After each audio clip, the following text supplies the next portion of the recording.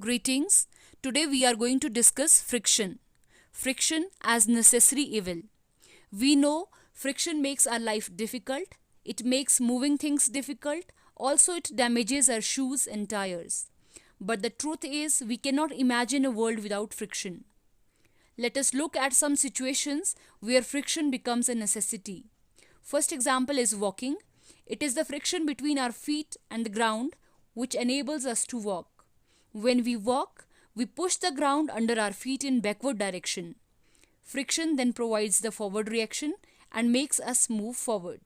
Let us see what happens in the frictionless world. Oh, we don't want that to happen with us. Second example is writing on board or paper.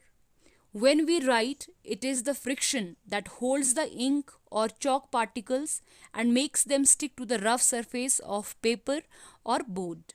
Without friction, we cannot write. Third example is driving a car. Friction between the tires and road is necessary for car to move. If there is no friction, the tire of car will go on spinning at same place and it will not move forward. Fourth example is holding bottle. Yes, it is the friction between our hand and objects which enable us to hold things safely in our hands. Without friction, every object will slip off our hands. Next example is burning a matchstick.